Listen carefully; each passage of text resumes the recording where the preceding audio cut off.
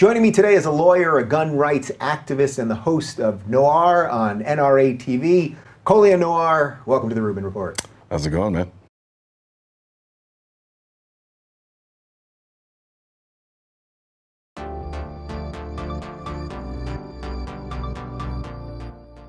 I'm supposed to run from guns because of the projected image that we've all had forced down our throats with respect to black men and firearms in this country for decades.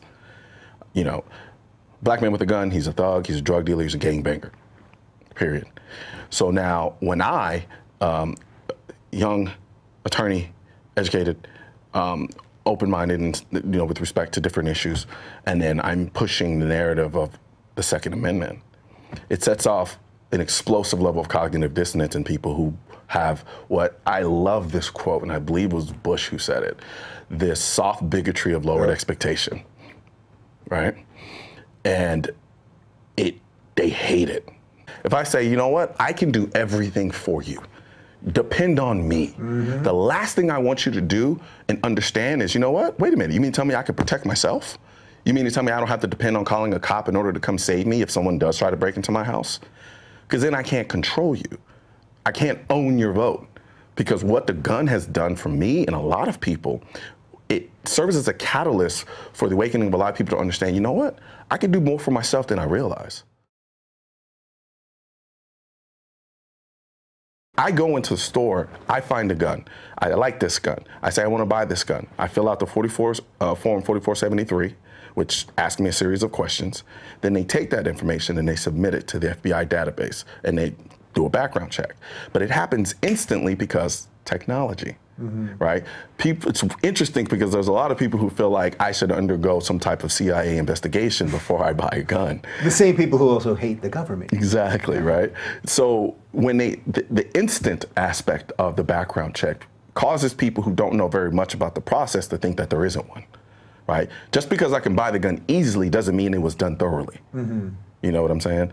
I underwent the background check. There's a system there. They checked it against the system. If I don't have any felonies or anything that prevents me from owning that firearm, I'm allowed to buy the gun. Okay, so when people say there are no background checks or the background checks aren't tight enough, or however you want to extrapolate that, is there any credence to any of that? People hear universal background checks and all they hear is the background check part. That universal means something. And what that means is it's a requirement that on every single transaction you have to undergo a background check, even private transactions. The reason why I'm against the universal background check is because there is no other way to enforce it but for a national gun registry. Because otherwise you have nothing to check it against. Right. To say, if a cop walks down the street and sees you have a gun, he's like, do you need a background check for the gun? Yeah. How's he going to prove otherwise? Unless there's a national registry. And then it says, okay, fine. Well, then let's have a national registry. No. Because we've seen time and time again that when the governments have a national registry for firearms, they subsequently use it to confiscate guns. Now, the problem is when you say that, they try to put the tinfoil hat on you, right? Except because what they envision is, roving truck, black military trucks coming down the street, pulling guns from people's houses. No, that's not what happens or how they do it. It's constructive. And then when you have potential presidential candidates like Hillary Clinton suggesting we should take up the Australian model, which did that very thing. They used a national gun registration to tell people to say, you know what, you need to turn in your guns. It's a voluntary buyback. No, it's a mandatory buyback, right? So, and if you don't sell your guns back, guess what? You go to jail. Me not being able to carry is a violation of my constitutional right, right? Because states' rights doesn't allow them to violate those constitutional rights. And that's the argument I'm making. When you have places like California, which I think I'm being currently violated now, the fact that I can't carry my gun. What is the difference? I can take my car with my Texas license and drive it right into California. No one has a problem with that. I can drive up and down these roads and as fast as I want, as recklessly as I want. Yeah, that might be illegal, but I can still do it. There's that potential to do it, but yet I can't carry the thing that I carry to protect my life with the same license. That doesn't make no sense to me.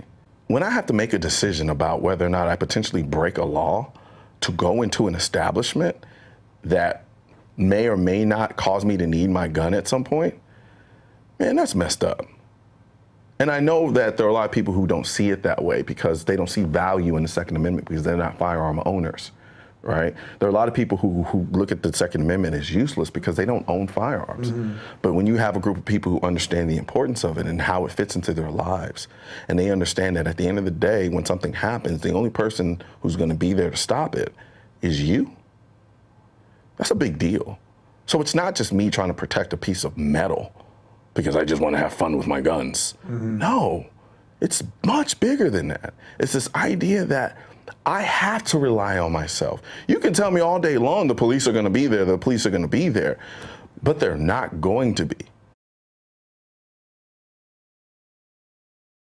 If you're willing to say, you know what, we need to get rid of all the assault weapons as they understand them to be, which is essentially AR-15s. But now it's actually become even more broader, like we need to get rid of all semi-automatic weapons, right? And that's virtually every modern gun. So let's say they want to ban AR-15s. AR-15s, the rifles aren't even used. Like the percentage that rifles are used in actual shootings is so low and marginal, it's unreal. So then why are we focusing on that? But, okay. So then what are most shootings? They're handguns. Yeah. Right? So if we get rid of that, and we got rid of AR-15s, and then we have another shooting happen, because our most deadly school mass shooting was Virginia Tech, and he used a handgun. So then what happens if that happens again? So now what are you going to ban? You're going to ban the handgun? And that's when you're stuck having to confront the fact that, okay, either you really just want to ban all guns, or you understand that the distinction is irrelevant. Right? We've got to get to the absolute point of issue and why these things are happening. And focusing on the gun is doing a disservice to the conversation. It sounds like I'm using the bigger issue as a scapegoat. But in reality, if you really sit down and think about it, right? We have over 300, close to 400 million guns in this country. They're not going anywhere. And understanding that, you've got to then sit down and say to yourself, all right, if we're going to try to fix this issue of gun violence or just violence in general, we've got to get to the root of the issue of why people are doing it. And then understanding that, staying within the context of reality, we've got to understand, well, in the process, I still have to protect myself. And because people are still going to be able to get their hands on guns, whether they're legal or not, and use them to commit crimes and to threaten people's lives, I've got to be put in a situation to defend against that. So you can ban all the AR-15s you want, doesn't mean it's going to stop somebody from getting one on a black market. So now, yes, I don't run from the fact that the AR-15 is a more powerful platform. That I agree with. And I don't run from that. There are going to be people who are going to be mad at me for saying that. But the reason why I don't run from it is because that's the very reason why I want an AR-15. When it comes to defending my life, I don't want it to be a fair fight. Period. I don't want to have to confront someone with an AR-15 with a handgun if I don't have to. If you come in my house, I'm not grabbing a handgun. I'm grabbing an AR-15. Mass shootings account for a very, very, very marginal percentage of shootings in this country. Let's start off with the overall. So 35 to 36,000 people each year die from guns, right? I didn't specify gun violence, but just guns, because they don't do that. They'll just say gun violence, right? So about 60 to 65% of those, that 35,000, is suicides. Now, what I'm not saying is we don't care about suicides. We do.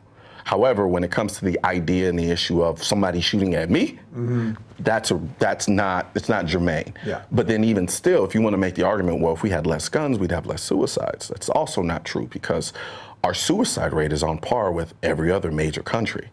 So if it was the case that the more guns you have, the more suicides, we'd be leading the charge. We don't. Okay, where there's a will, there's a way. Exactly, right? Even the more famous suicides we've had, they didn't use guns. So we set that number aside, which is a huge number. 65% is a huge number out of 36,000. So then you have about 1 to 3%, which are justifiable homicides. That's self-defense. That's including police shooting criminals who are shooting at them, right? And people who use guns in self-defense, right? We got to set that aside, because that's not the issue we're trying to address. So set that number aside. And then you have about 5%, which are accidental, right? Kid finds a gun, pulls triggers, unfortunate, extremely unfortunate. However, I believe personally, half of that could easily be addressed with more education. So if we took the energy that we place now on trying to vilify guns and have national campaigns teaching people about gun safety, that would cut that number in half. Purely homicides, we're looking at around 7,000 to 10,000 every year, right? Now that's a different looking number, right? When we've accounted for all of the context here with those other shootings.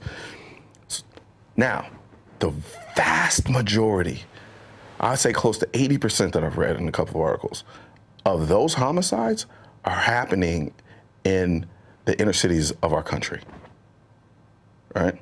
So then reason goes, all right, so let's look at those inner cities and let's look at the dynamics there, right?